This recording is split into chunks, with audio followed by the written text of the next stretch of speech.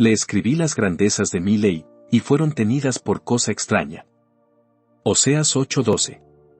Vengo esta noche como enviado de Dios, amigos míos, para tratar con ustedes como embajador de Dios, para acusar de pecado a muchos de ustedes, para hacerles ver su condición, con el poder del Espíritu, para convencerlos de pecado, de justicia y de un juicio venidero. El crimen del que los acuso es el pecado que leemos en este texto. Dios les ha escrito las grandezas de su ley, y fueron tenidas por cosa extraña. Es precisamente sobre este bendito libro, la Biblia, que pretendo hablar el día de hoy.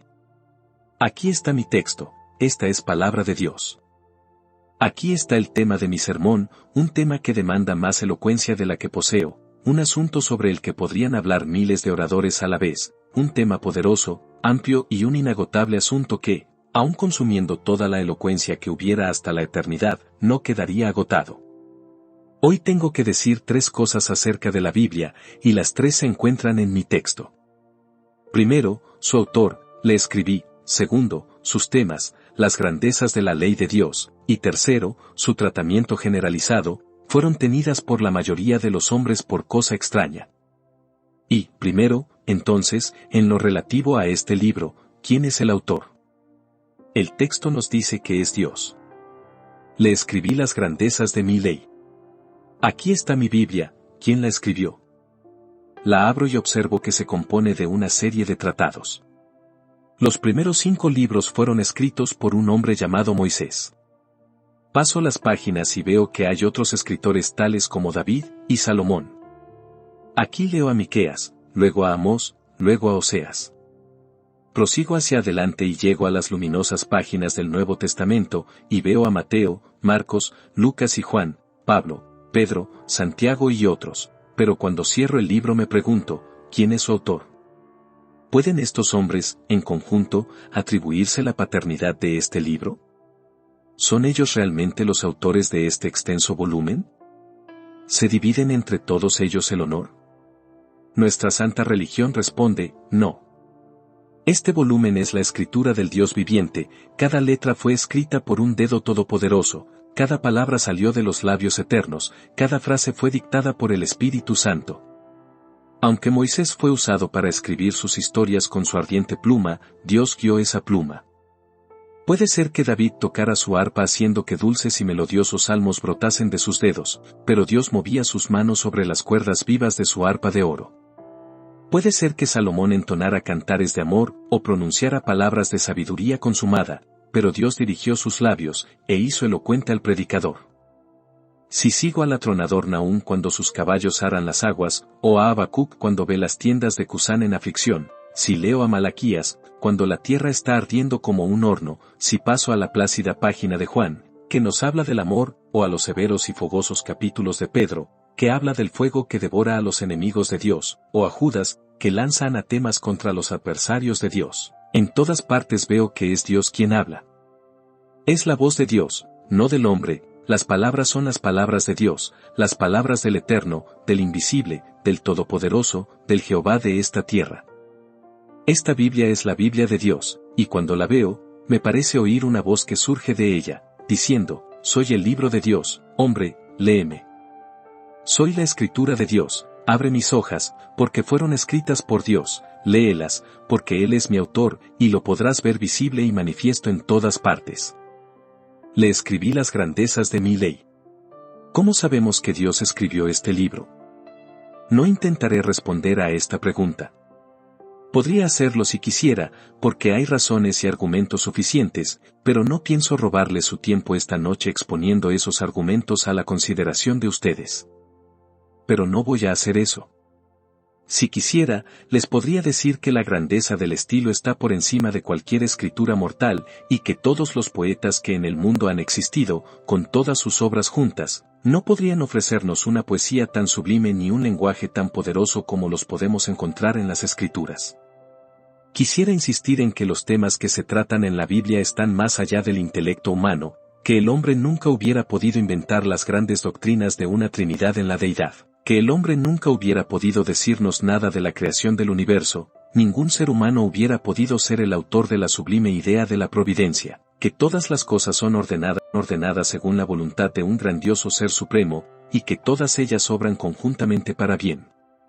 Podría hablarles acerca de su honestidad, pues relata las fallas de sus escritores, de su unidad, pues nunca se contradice, de su sencillez magistral, para que el más simple pueda leerla. Y podría mencionar 100 cosas más que podrían demostrar con claridad que el libro es de Dios. Pero no he venido aquí para hacerlo.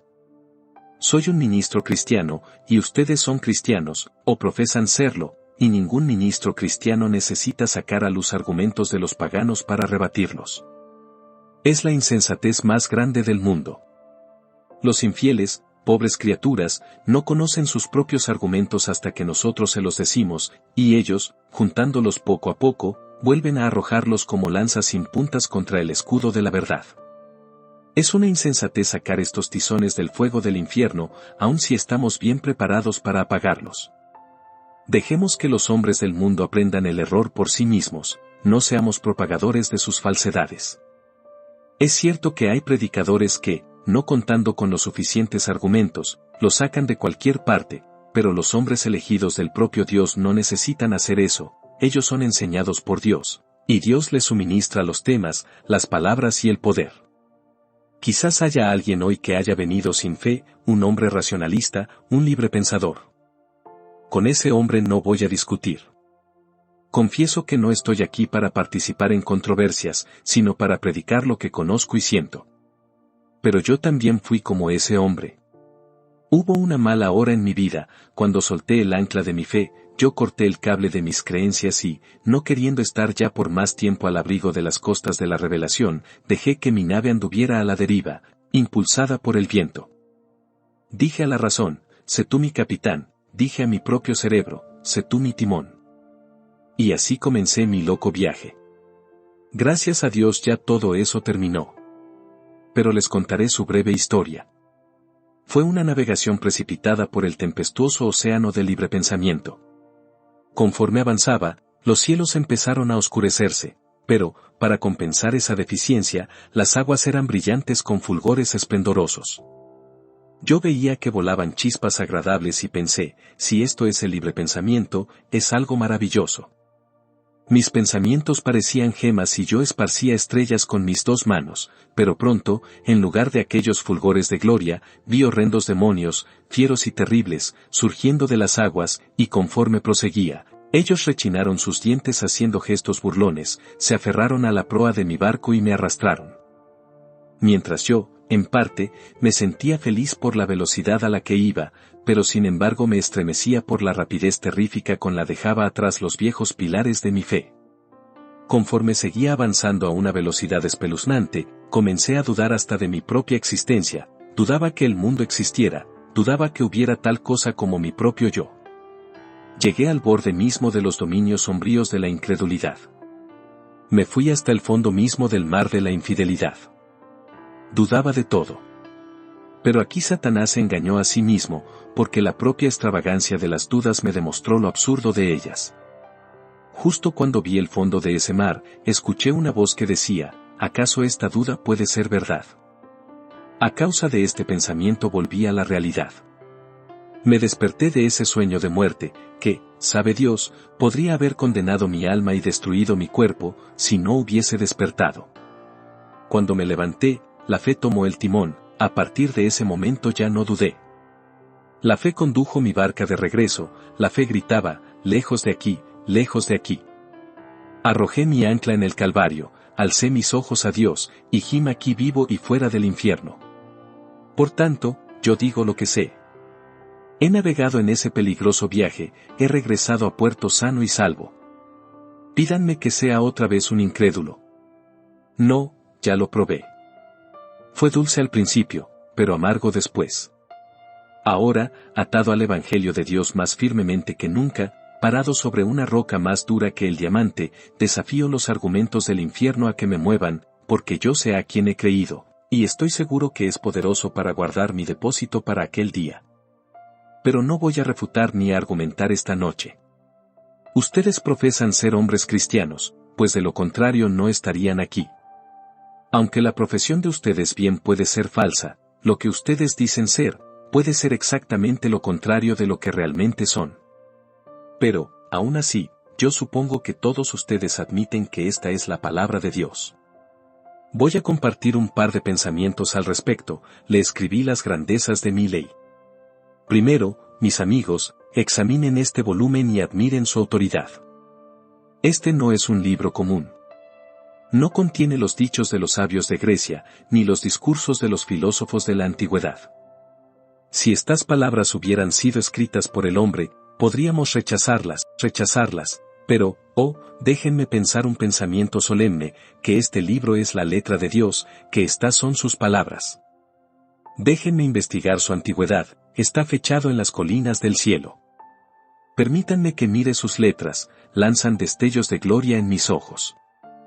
Déjenme leer sus capítulos, su significado es grandioso y contienen misterios escondidos. Vayamos a las profecías, están llenas de inefables maravillas. Oh, libro de los libros. ¿Y fuiste tú escrito por mi Dios? Entonces me postro ante ti. Tú, libro de vasta autoridad, tú eres una proclamación del emperador del cielo. Lejos esté de mí ejercitar mi razón para contradecirte. Razón, tu función es considerar y averiguar lo que este volumen quiere decir, y no establecer lo que debería decir. Vamos, ustedes, mi razón y mi intelecto, siéntense y escuchen, porque estas palabras son las palabras de Dios. Me siento incapaz de extenderme en este pensamiento. Oh, si ustedes pudieran recordar siempre que esta Biblia fue verdadera y realmente escrita por Dios. Oh, si se les hubiera permitido entrar a las cámaras secretas del cielo, y hubieran podido contemplar a Dios cuando tomaba su pluma y escribía estas letras, entonces con seguridad las respetarían. Pero son efectivamente el manuscrito de Dios, tanto como si ustedes hubieran visto a Dios escribiéndolas. Esta Biblia es un libro de autoridad, es un libro autorizado, pues lo escribió Dios. Oh, tiemblen, no sea que alguien lo desprecie, observen su autoridad, porque es la palabra de Dios. Entonces, puesto que Dios la escribió, notemos su veracidad. Si yo la hubiera escrito, habría críticos gusanos que de inmediato la atropellarían y la cubrirían con sus larvas malvadas. Si yo la hubiera escrito, no faltarían hombres que la destrozarían de inmediato, y tal vez con mucha razón. Pero esta es la palabra de Dios. Acérquense ustedes, críticos, y encuéntrenle alguna falla, examínenla desde su Génesis hasta su Apocalipsis, y encuéntrenle un error. Esta es una veta de oro puro sin mezcla de ninguna sustancia terrena. Esta es una estrella sin mancha, un sol de perfección, una luz sin sombra, una luna sin su palidez, una gloria sin penumbra. Oh, Biblia, no se puede decir de ningún otro libro que sea perfecto y puro, pero nosotros podemos declarar de ti que toda la sabiduría se encuentra encerrada en ti, y no hay ninguna partícula de insensatez. El juez que pone fin a toda discusión allí donde la inteligencia y la razón fracasan. Este libro no tiene mancha de error, sino que es puro, sin mezclas, la verdad perfecta. ¿Por qué? Porque Dios lo escribió. Acusen a Dios de error, si quieren, díganle que su libro no es lo que debería ser. He oído de hombres llenos de orgullo y falsa modestia, a quienes les gustaría alterar la Biblia, y, casi me ruborizo al decirlo, he oído a algunos ministros que han alterado la Biblia de Dios, porque le tenían miedo. Nunca han oído decir, el que creyere y fuere bautizado, será salvo, mas el que no creyere, que dice la Escritura, será condenado.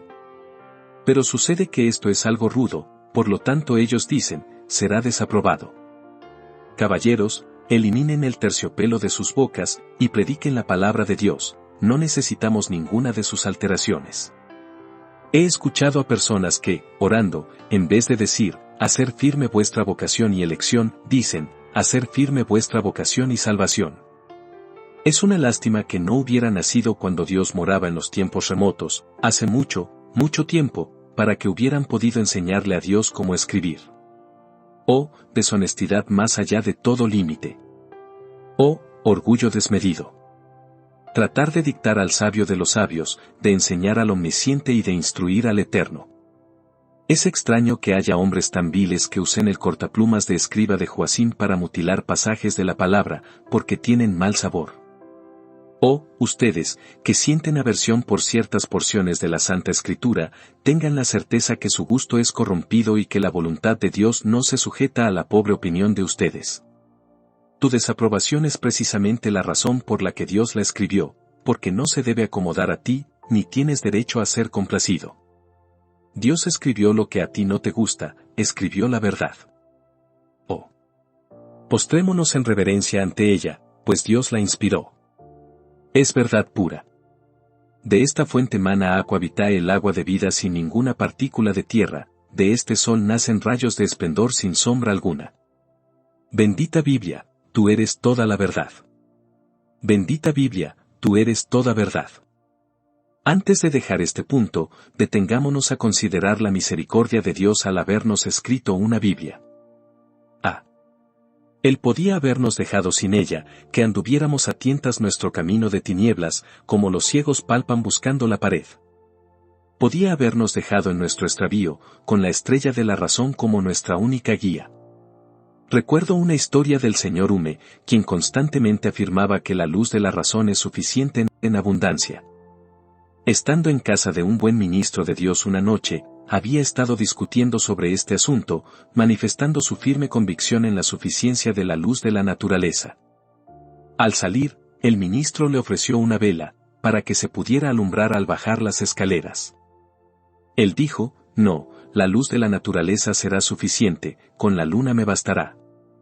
Pero ocurrió que una nube estaba ocultando a la luna, y cayó escaleras abajo. Dijo el ministro, a pesar de todo hubiera sido mejor haber tenido alguna lucecita desde arriba, señor Hume. Entonces, aun suponiendo que la luz natural fuera suficiente, sería mejor que tuviéramos un poco de luz desde arriba, y de esta manera estaríamos seguros de estar en lo correcto. Es mejor tener dos luces que una. La luz de la creación es muy brillante. Podemos ver a Dios en las estrellas, su nombre está escrito con letras de oro en el rostro de la noche, pueden descubrir su gloria en las olas del océano, sí, y en los árboles del campo. Pero es mejor leer en dos libros que en uno. Le encontrarán aquí más claramente revelado, porque él mismo ha escrito este libro y nos ha dado la clave para entenderlo, si ustedes tienen al Espíritu Santo. Amados hermanos, demos gracias a Dios por esta Biblia. Amémosla y considerémosla más preciosa que el oro más fino. Una observación más, antes de pasar al segundo punto. Si esta es la palabra de Dios, ¿qué será de algunos de ustedes que no la han leído durante todo el último mes? ¿Un mes, dice usted? Yo no la he leído durante todo este último año. Y muchos de ustedes no la han leído nunca. La mayoría de la gente trata a la Biblia muy cortésmente.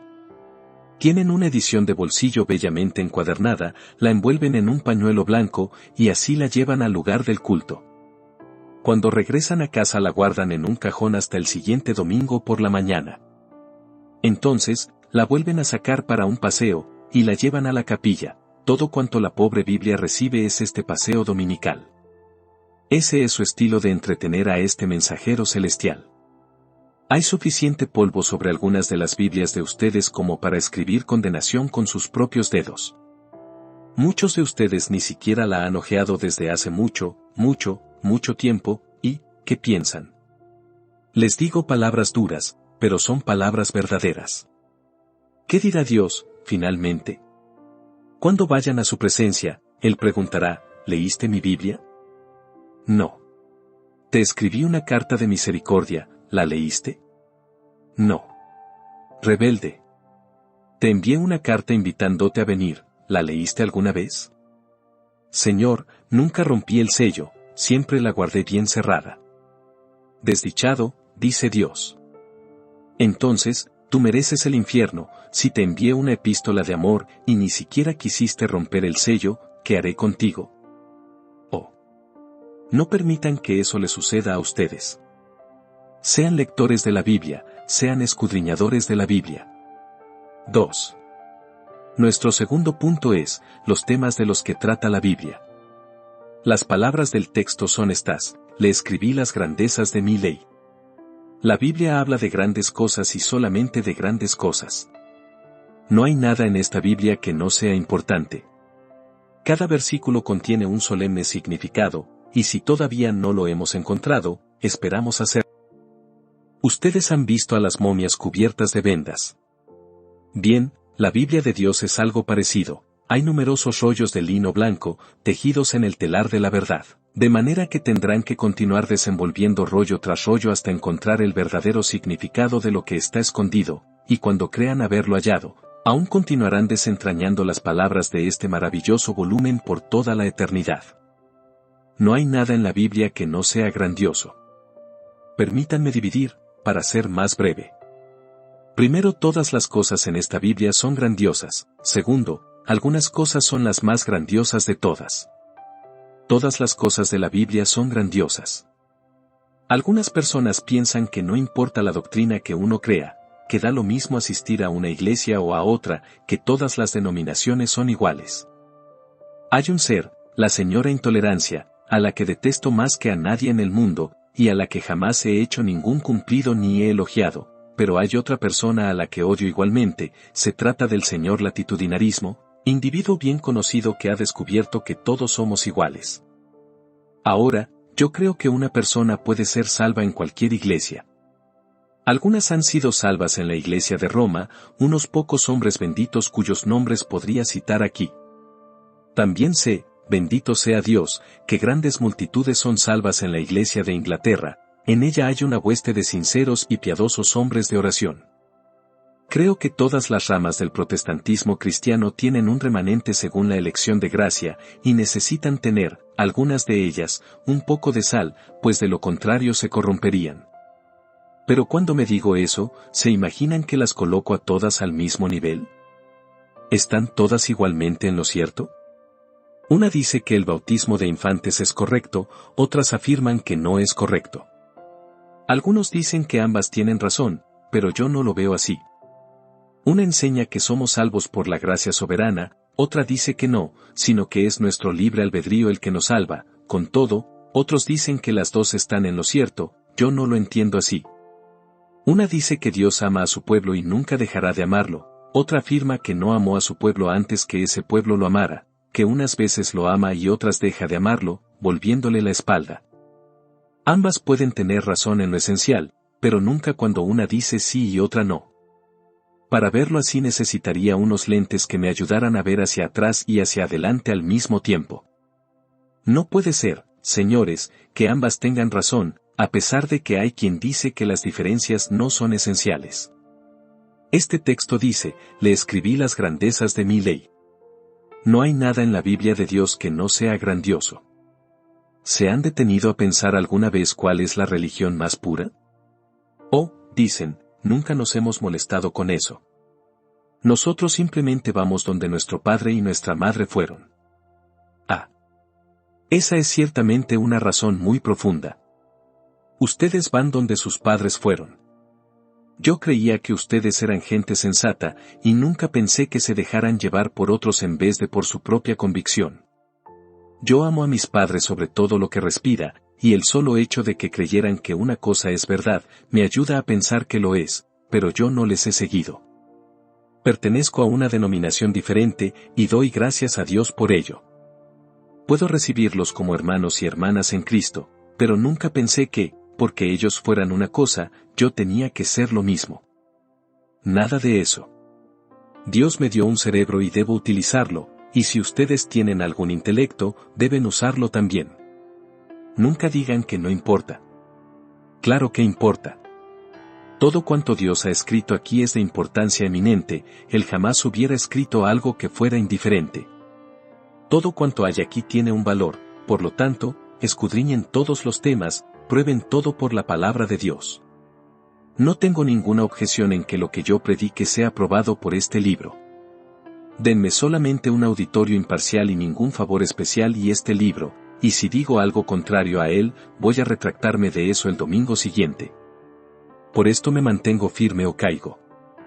Busquen y miren, pero nunca digan, no importa. Cuando Dios dice algo, siempre es de importancia.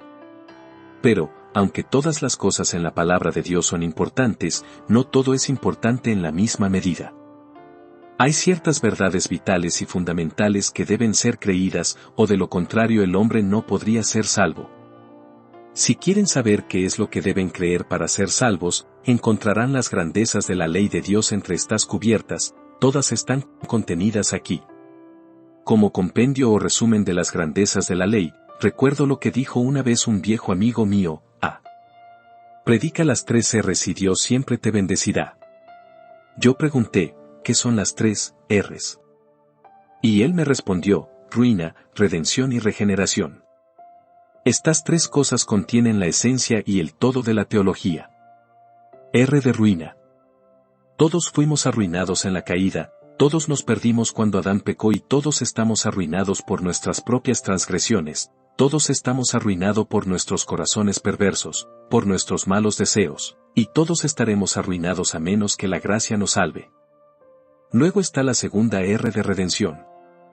Somos redimidos por la sangre de Cristo, un cordero sin mancha ni contaminación, somos rescatados por su poder, somos redimidos por sus méritos, y rescatados por su fuerza.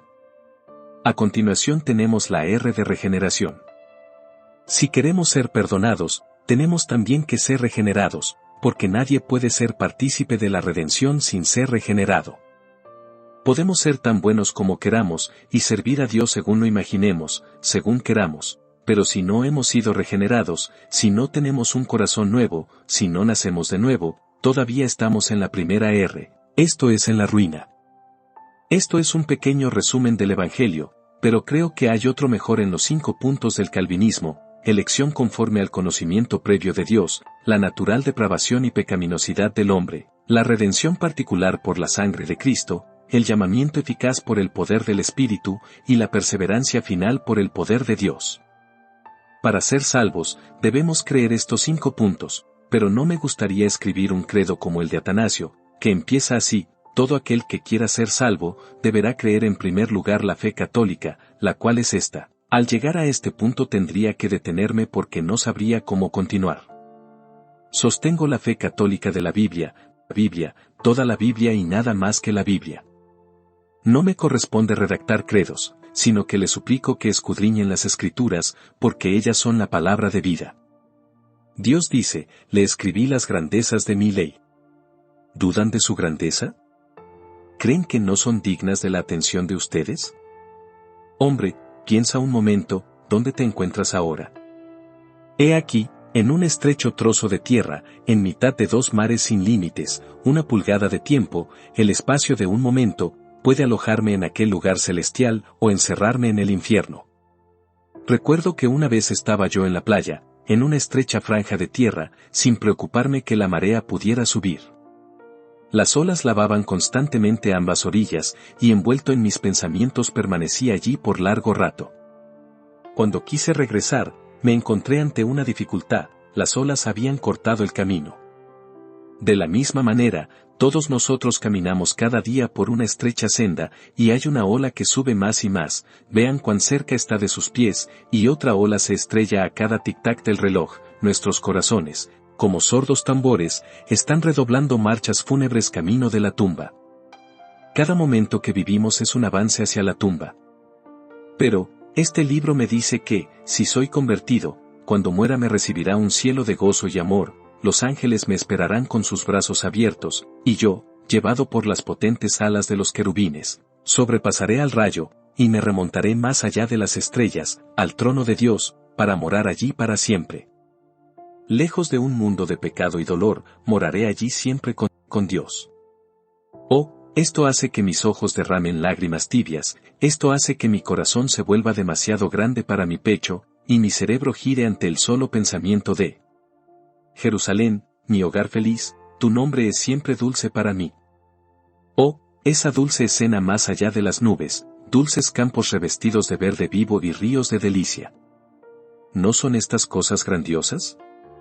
Pero entonces, pobre alma no regenerada, la Biblia dice que, si tú estás perdido para siempre. Te dice que si mueres sin Cristo, sin Dios, no hay esperanza para ti, que hay un lugar sin ningún rayo de esperanza, donde leerás grabado con letras de fuego: conocías tu deber, pero no lo cumpliste.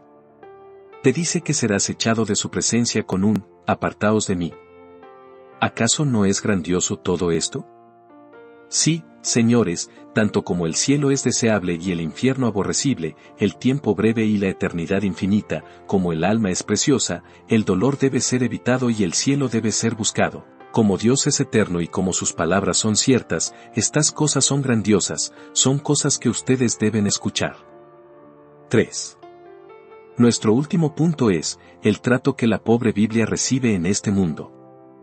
La Biblia está considerada como una cosa extraña. ¿Qué quiere decir que la Biblia sea considerada como una cosa extraña? En primer lugar, quiere decir que es completamente ajena a muchas personas porque nunca la leen. Recuerdo que, en cierta ocasión, yo estaba leyendo la sagrada historia de David y Goliat, y estaba una persona presente, bastante entrada en años, quien me dijo, Dios mío. ¡Qué historia tan interesante! ¿En qué libro está? También me viene a la memoria otra persona que, hablando conmigo en privado, yo le hablé acerca de su alma, y ella me dijo cuán profundo era su sentimiento, ya que tenía enormes deseos de servir al Señor, pero encontraba otra ley en sus miembros. Yo abrí la Biblia en Romanos y le leí, porque no hago el bien que quiero, sino el mal que no quiero, eso hago. ¿Está esto en la Biblia?, preguntó ella, yo no sabía eso. No la culpé por su falta de interés en la Biblia hasta ese momento, pero me parecía difícil encontrar personas que no supieran absolutamente nada acerca de tal pasaje. Ustedes saben más acerca de los libros de contabilidad de sus negocios que de la Biblia, más acerca de los diarios de sus vidas que de lo que Dios ha escrito. Muchos de ustedes pueden leer una novela de principio a fin, y, ¿qué provecho sacan de eso? Un bocado de pura espuma al haberla terminado. Pero no pueden leer la Biblia, este manjar sólido, perdurable, sustancioso y que satisface, permanece sin ser probado, guardado en la alacena del abandono, mientras que todo cuanto escribe el hombre, el plato del día, es devorado con avidez. Le escribí las grandezas de mi ley, y fueron tenidas por cosa extraña. Ustedes nunca la han leído. Tengo esa dura acusación contra ustedes. Tal vez ustedes responden que no debo culparlos por una cosa así, pero siempre pienso que más vale tener una peor opinión de ustedes que una opinión demasiado buena. Los culpo de esto, ustedes no leen su Biblia. Algunos de ustedes nunca la han leído completa, y su corazón les dice que lo que estoy diciendo es verdad. No sois lectores de la Biblia. Ustedes afirman que tienen una Biblia en la casa, ¿acaso pienso que son tan paganos que no tienen una Biblia en la casa? Pero, ¿cuándo fue la última vez que la leyeron? ¿Cómo saben que los lentes que perdieron hace 3 años no están en el mismo cajón que la Biblia? Muchos de ustedes no han leído ni una sola página desde hace mucho tiempo, y Dios podría decirles, le escribí las grandezas de mi ley, y fueron tenidas por cosa extraña. Hay otros que leen la Biblia, pero cuando la leen, dicen que es terriblemente árida. Aquel joven que está allá opina que es muy aburrida, esa es la palabra que usa. Él nos cuenta, mi madre me dijo, cuando vayas a la ciudad, lee un capítulo cada día. Y yo se lo prometí para complacerla. Ojalá no lo hubiera hecho. No leí ningún capítulo ni ayer ni anteayer. Estuve muy ocupado. No pude evitarlo. Tú no amas la Biblia, ¿verdad? No, no encuentro en ella nada interesante. Eso es lo que yo pensaba también.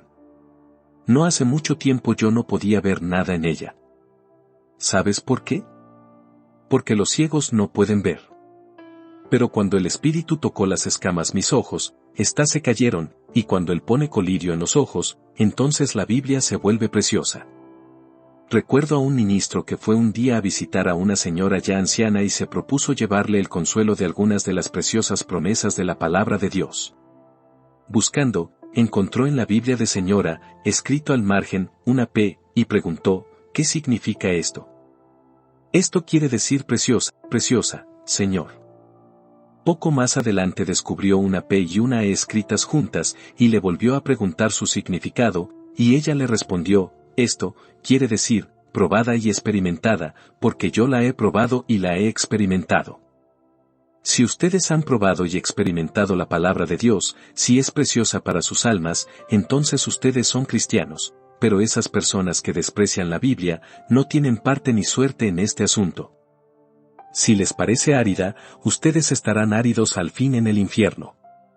Si no la estiman como algo mejor que su alimento diario necesario, no hay ninguna esperanza para ustedes, porque carecen de la evidencia más grande de su cristianismo. Pero, lo peor está por venir.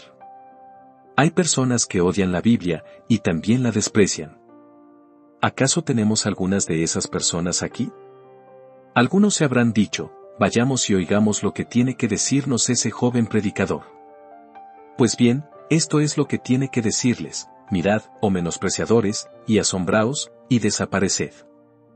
Esto es lo que tiene que decirles: los malos serán trasladados al Seol, todas las gentes que se olvidan de Dios. Y también tiene que decirles esto: en los postreros días vendrán burladores, andando según sus propias concupiscencias. Pero más aún, les dice hoy que si quieren ser salvos, deben encontrar la salvación aquí. Por lo tanto, no menosprecien la Biblia, escudriñenla, léanla, vengan a ella. Ten la seguridad, oh burlador, que tus carcajadas no pueden alterar la verdad, ni tus burlas te pueden librar de la condenación inevitable. Aunque en tu dureza hicieras un pacto con la muerte y firmaras un tratado con el infierno, aún así, la veloz justicia te alcanzará, y la poderosa venganza te derribará. En vano te burlas y te mofas, pues las verdades eternas son más poderosas que todos tus sofismas, tus ingeniosos dichos no pueden alterar la verdad divina de una sola palabra de este volumen de revelación. Oh. ¿Por qué altercan con su mejor amigo y maltratan su único refugio? Aún hay esperanza para el burlador. Esperanza en las venas del Salvador. Esperanza en la misericordia del Padre. Esperanza en la obra omnipotente del Espíritu Santo. Una palabra más y terminaré. Mi amigo, el filósofo, dice que está muy bien que yo exhorte a la gente a leer la Biblia, pero que hay otras muchas ciencias grandiosas más interesantes y útiles que la teología. Muy agradecido, señor, por su opinión. ¿A qué ciencia se refiere usted? ¿A la ciencia de disecar escarabajos y coleccionar mariposas? No, ciertamente no es a esa. ¿A la ciencia de analizar las rocas y de tomar muestras de la tierra y hablarnos de sus diferentes estratos? No, tampoco a esa precisamente. ¿A qué ciencia, pues? Él me responde: todas las ciencias en general son más importantes que la Biblia. Ah, señor, esa es su opinión, y habla de esa manera porque está lejos de Dios. Pues la ciencia de Jesucristo es la más excelente de las ciencias.